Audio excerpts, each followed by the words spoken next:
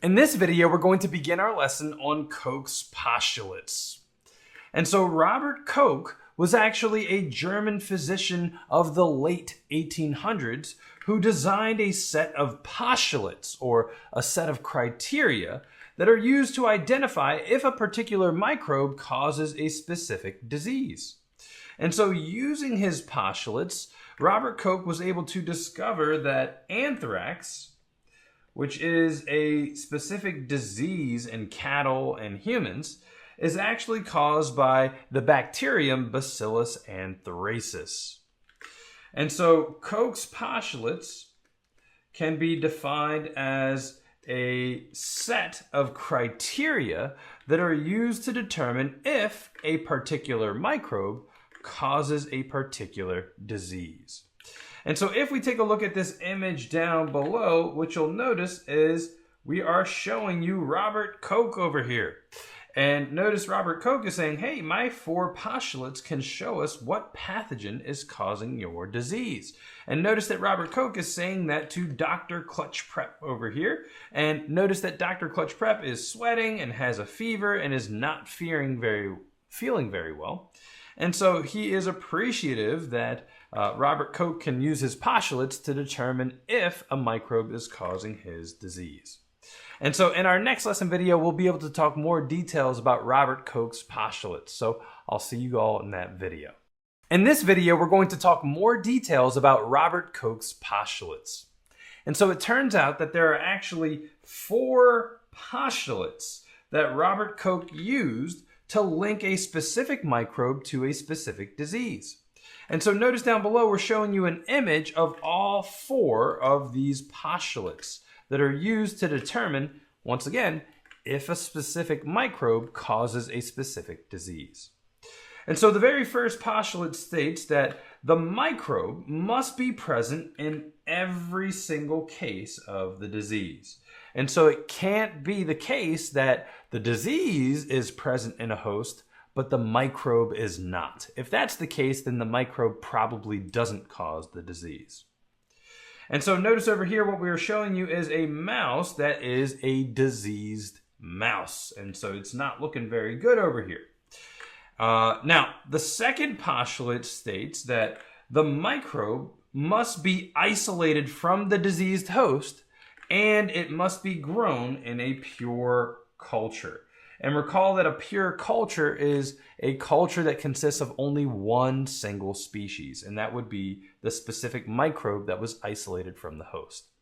And so notice over here, we're showing you a syringe going into the diseased host here, and the syringe is extracting the specific microbe.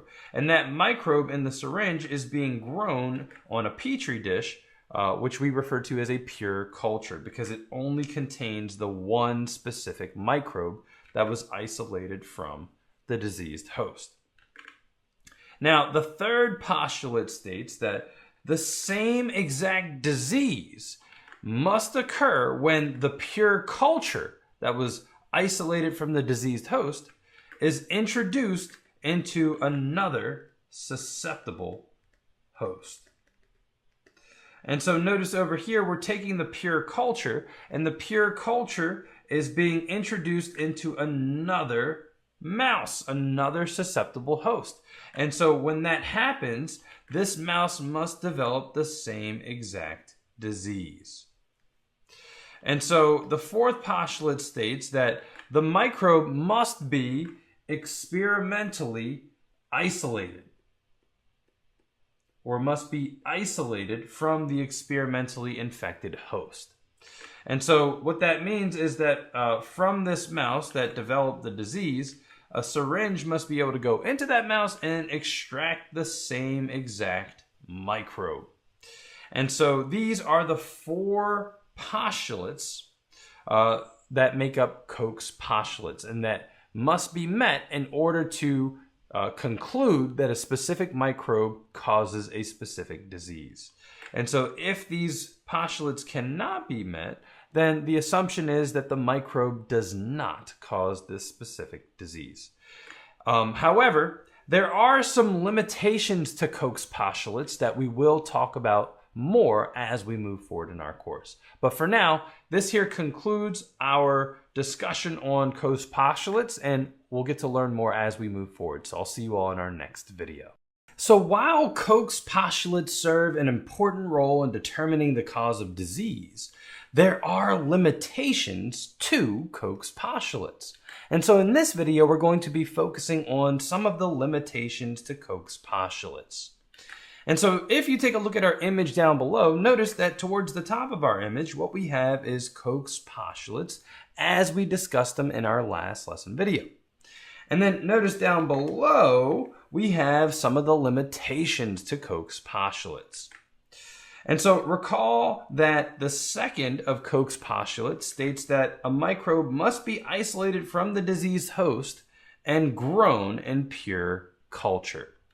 Now, a limitation for this particular postulate is that unfortunately, not all pathogenic microbes can actually grow on laboratory media. And so we are not able to grow all pathogenic microbes in a pure culture.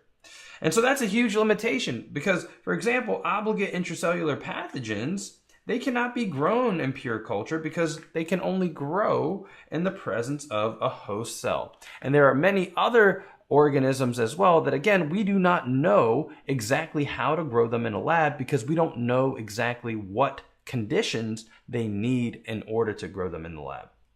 And so this is a limitation to Koch's postulates.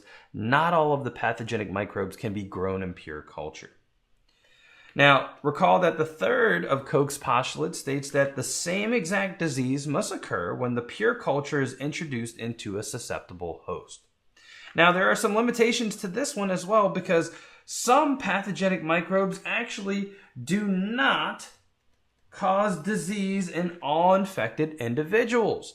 And that's because not all test subjects are going to be susceptible to the disease. And so what you'll get is some individuals will have stronger immune systems, others will have weaker immune systems, and that can lead to asymptomatic individuals. Like, for example, individuals that may have COVID-19 may be asymptomatic and therefore may not display any signs or symptoms of the disease. Now, the fourth of Koch's postulates, recall, states that the microbe must be isolated from the experimentally infected host. And there are limitations for this as well because there are plenty of ethical and safety concerns when it comes to human and animal testing. And this can make the results unreliable, especially for human diseases.